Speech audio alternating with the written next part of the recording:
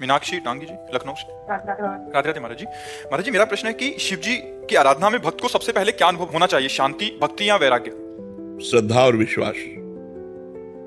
सबसे पहला सोपान है श्रद्धा, फिर है विश्वास, फिर आगे संसार से वैराग्य, फिर प्रभु के चरणों में अनुराग, और फिर अगर मोक्ष चाहता है तो मोक्ष, प्रेम चाहता है तो प्रेम मार्ग में चला जाएगा। पर सबसे पहली सीढ़ी है श्रद्धा, फिर है विश्वास, दृढ़ विश्वास भगवान के चरणों में। तब फिर अनुभूतियां शुरू होती हैं। जब पहले दृढ़ विश्वास होना ही कठिन है, भगवान के चरणों में विश्वास होना कठिन है। माया ऐसे ऐसे लीलाएं कर देती है तो हमें लगता है पता नहीं भगवान है भी कि नहीं, भगवान हमारी बात सुनते हैं कि नहीं सुनते, भगवान हमारी बात बनाएंगे कि नहीं बनाएंगे। कई तरह के ऐसे संशय आ जाते हैं तो हमारा विश्वास टूटने लगता है। और हमें लगता है भगवान से हमें प्रार्थना करनी चाहिए कि हमारी श्रद्धा आपके चरणों में लगे, हमारा विश्वास आपसे जुड़े। अगर श्रद्धा और विश्वास है तो वैराग्य, अनुराग, ज्ञान सब कुछ आ जाएगा। पहले हमारा श्रद्धा और विश्वास। श्रद्धा कहते हैं शास्त्र और संतों के वाक्यों में बिल्कुल यथावत बुद्धि रखना, अपना क्यों में ना लगाना। और विश्वास कहते हैं भगवान है, वो हमारी बात सुन रहे हैं, वो हमें बहुत प्यार कर रहे हैं, वो सुहृद है हमारे, उनसे बढ़कर कोई हमारा नहीं। ऐसा दृढ़ विश्वास हो तब आगे उन्नति प्राप्त होती है। कृपा सिंधु शरण जी। श्री हरिवंश। श्री हरिवंश महाराज जी। महाराज जी, आपके चरणों में कोटि कोटि नमन। महाराज जी, अध्यात्म में साधन का अधिक महत्व है या आश्रय का? आश्रय का। अगर आप तप करते हैं, साधना करते हैं तो तप लोक की प्राप्ति होगी। लेकिन यदि भगवद आश्रित हैं और कोई त्रुटियां भी हैं, ऐसी समस्याएं भी हैं जो नहीं होनी चाहिए और आपका शरीर छूट जाता है, तो आश्रय से भगवत प्राप्ति होगी। मेरे बनाए ना बनेगी कोटि कल्प लो, आपके बनाए बनेगी पल पाव में। हर समय जितनी हम में ऊर्जा शक्ति है वो हम लगाकर भजन करेंगे। जितनी हमारी बुद्धि काम कर रही है हम गलत आचरणों से बचेंगे। लेकिन इससे भगवत प्राप्ति हो जाए ये हमारा विश्वास नहीं। हमारा विश्वास है कि आपकी कृपा से आप मिलते हो।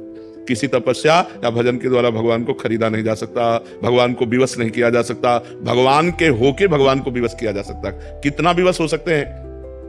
अर्जुन जी जहां खड़े होते हैं और उनकी जहां पादुका होती है वहां अखिल कोटि ब्रह्मांड नायक परात्परीश भगवान श्री कृष्ण सारथी के रूप में बैठते हैं। इतना विवश हो जाते हैं अपने जनों के लिए। अपना जन आश्रय से होता है, मैं आपके आश्रित हूं। आश्रित की चिंता होने लगती है आश्रयदाता को। जैसे आपके दरवाजे पे एक कुत्ता बैठे, आपसे कोई मतलब नहीं, लेकिन वो कहीं जाए ना, तो आप अपने आप उसके भोजन की व्यवस्था करने लगेंगे। एक दिन ना सही, 2 दिन ना सही, जब आप देखोगे जाते नहीं दरवाजे पे बैठा रहता है तो 2 रोटी लेके निकलोगे और डालने लगोगे।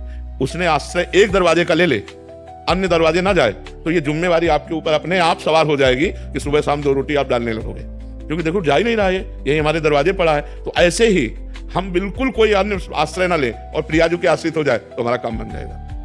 अनन्य आश्रय बहुत बड़ी बात है।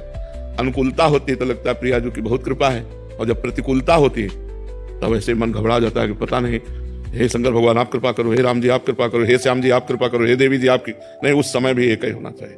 बने तो रघुबर ते बने और बिगड़े तो भरपूर, और तुलसी औरन ते बने ता बनिबे पे धूर। जिसका हमने आश्रय लिया है अगर बने तो उसी प्रभु से बने, और ना बने तो बिगड़ जाए, हमें कोई बनाने की कोशिश नहीं। हे नाथ मैं आपकी शरण में हूं, आप देख लो, पक्का हो सब ठीक हो जाएगा, पक्का सब ठीक हो जाएगा। हमें चाहिए भगवान का आश्रय दृढ़ लें। सबसे बड़ी भक्ति क्या है? आत्मसमर्पण। श्रवणम कीर्तनम स्मरणम विष्णुपाद सेवनम अर्चनम वंदनम दास्यम सख्यम आत्मनिवेदनम। आत्मनिवेदन पूर्ण भक्ति। आत्मनिवेदन का मतलब होता है आश्रय, समर्पित हो जाना। हे नाथ मैं आपको समर्पित हूं। अंदर से मन वचन कर्म से भगवान का शरणागत निश्चित भगवान को प्राप्त होता है। हमें प्रयास करना है जो हमारी शरणागति में कमजोरी है, कि भगवान के विरुद्ध आचरण है, जो अपने शरीर को लेकर मांगे हैं, जो अपने परिवार को लेकर मांगे हैं, वो केवल अपने प्रभु के सामने पेश करते रहें और ये मांगते रहें कि आपके सिवा हमारे मन में किसी अन्य का आश्रय न हो। जरूरतें हैं लेकिन आश्रय नहीं, ध्यान रखना। जैसे मैं आपका हूं, मेरी जरूरतें हैं तो मैं सिर्फ आपसे कहूंगा, इनसे नहीं कहूंगा। जरूरतें हैं पर आपसे। कोशिश करें कि आप तो अल्पज्ञ हैं, पता नहीं पाएंगे कि हमारी क्या जरूरत है, लेकिन भगवान सर्वज्ञ है, उनको सब पता है। तो हम अपनी जरूरतों की बात भी ना कहें, ये बहुत ऊंची बात है।